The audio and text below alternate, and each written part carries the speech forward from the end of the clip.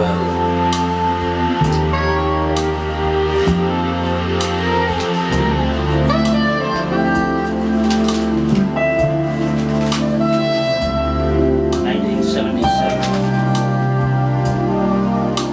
Lovely. I love that album. I love most of Martin's stuff from around that time, but I particularly like this one. I think it's got a good blend of his sort of his mellow, melodic stuff, a bit of the sort of dub stuff that he got from his collaborations and associations with Scratch Perry. There's more experimental stuff, some of that's there as well. I think it's just a good, it's a good mixture. One World, yeah, 1977, John Martin. So that's the one. If I could only keep one John Martin album, I'd keep that one. That's right, folks, I'm back on this rumble through the alphabet, identifying which one album, all the artists, I've got 6 or more albums by, if I could only keep one of them, which one would it be and why? I don't know why I took this on now, I'm perhaps even beginning to bore myself with it, so I'm going to rattle through this. If I crack through this part today, I'll probably finish it in 4 sessions, so yeah, that was the lovely John Martin that we opened with, and I'm going to crack right on through this, and we're on M for Martin. We've got Paul McCartney, Macca. Well, I've included his Wings stuff as well, and why wouldn't I, really, because I think it was perhaps his strongest period. And the one I'm going to keep, quite predictably I suppose, is Band on the Run. I just think it's one of the perfect pop albums, really. It's McCartney, Macca at his best. I just heard his latest one yesterday. Col kindly sent me, Col, one of the regular commenters on my channel, sent me the version of it, and I think his comment was, it sounds like it's the sort of thing he could have written when he was 12, and I think that's, yeah, fair comment, Cole. But Band on the Run, brilliant pop album. Joni Mitchell, again, predictable. I like to be unpredictable, but I'm being predictable here. I just love Blue so much, and it is a, I don't know, it's a wordy, complex album, it's dense, not exactly difficult, but not easy either, and I think there's enough there to go on if, you know, if I was stuck with only one Joni Mitchell album.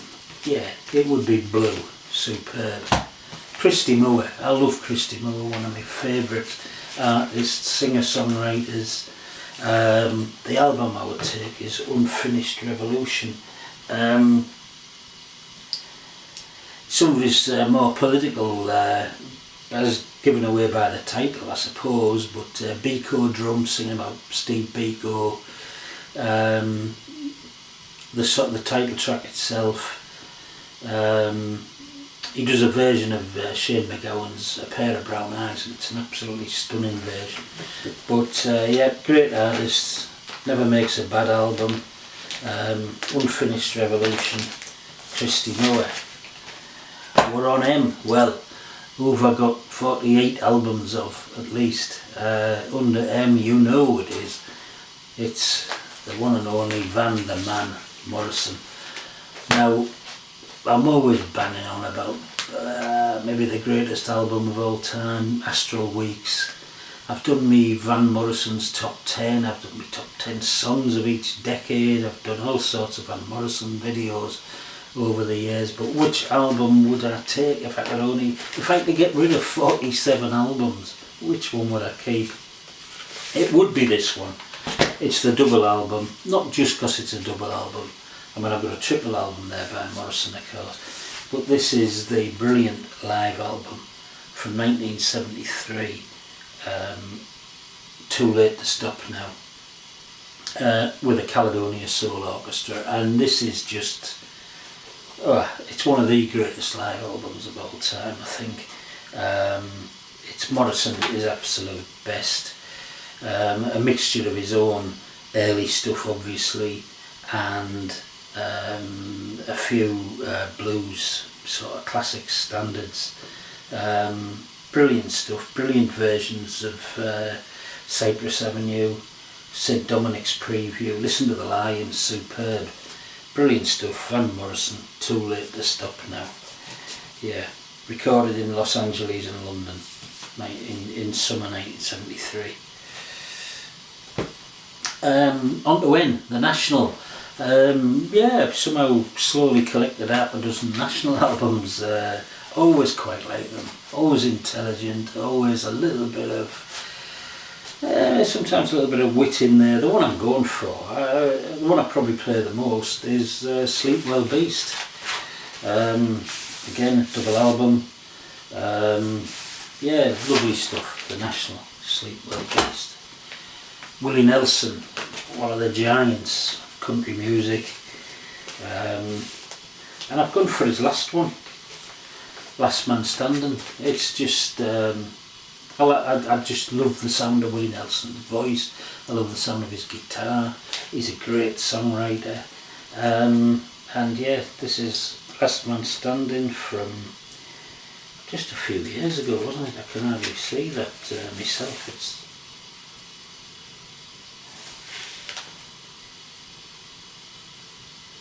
2018, yeah. Was it that long ago? Right, brilliant stuff, Willie Nelson.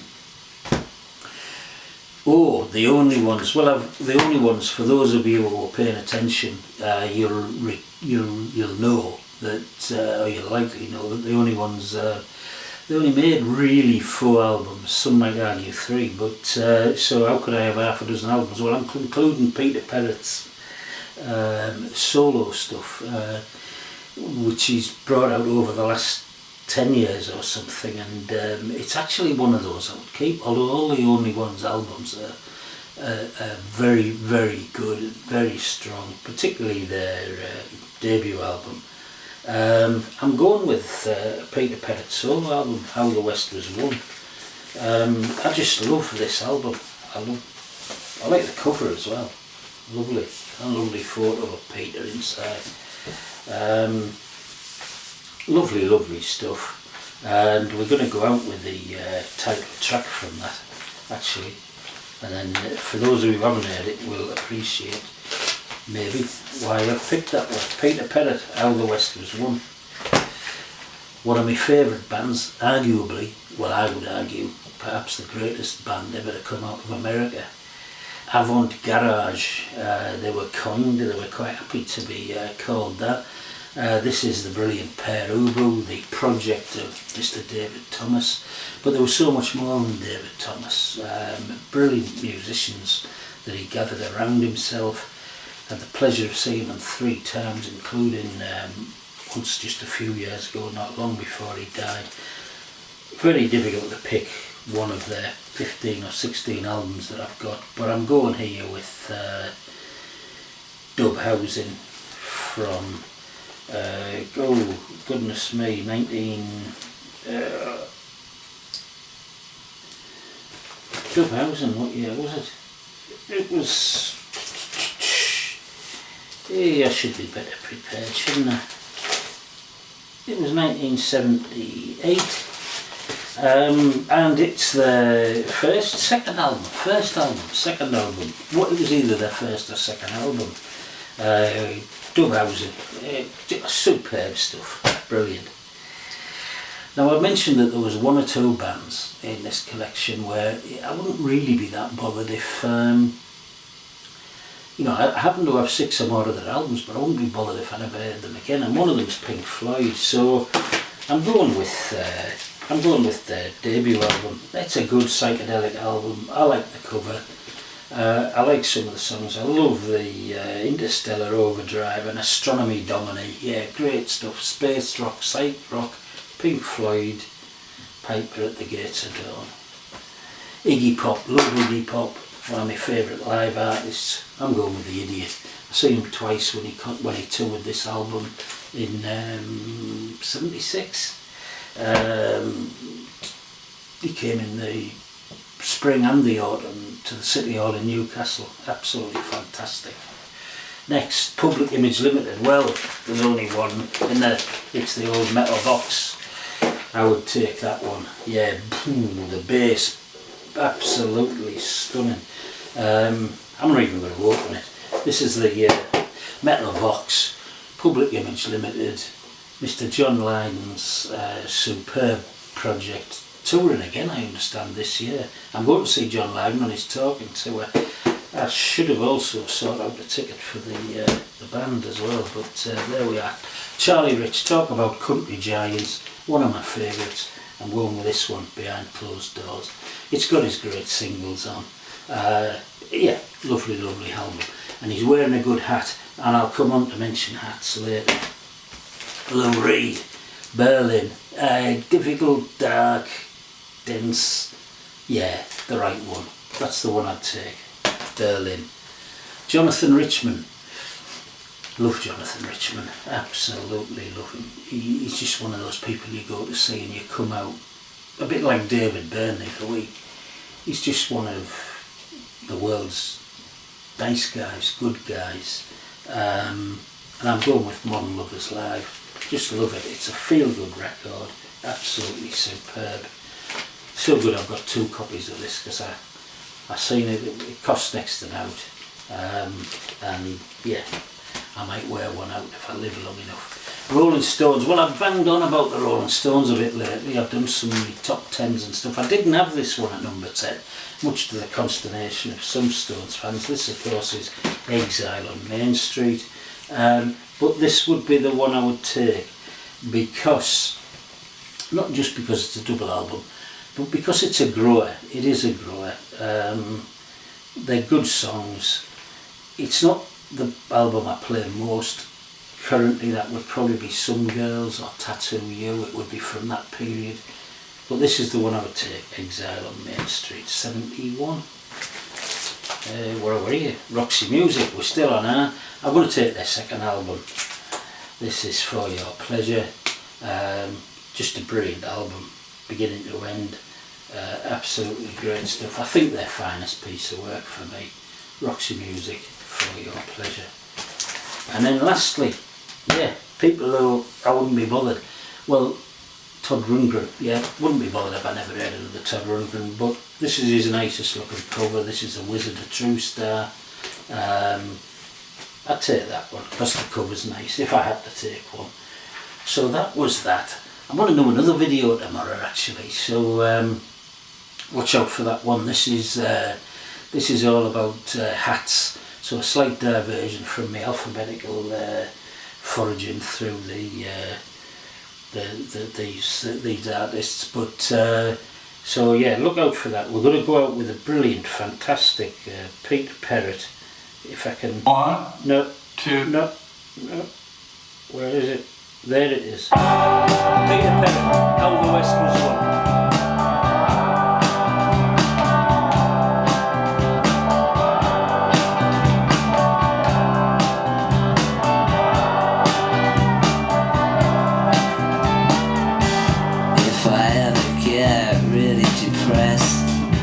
Download torn by a suicide vest. Leave a dirty bomb at a Wall Street address. Gay crasher, Rothschild partying. Leave it in a mess. In a mess. Dirty mess.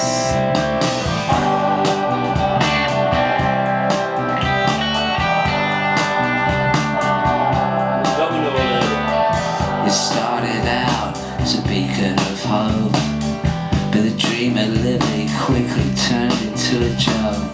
The Indians and Mexicans were the first to feel the rope. That played the Gatlin, wagon trains came rattling, murdered buffalo, bar cattling, storm clouds were gathering. It's how the West was won. It's how the West was won.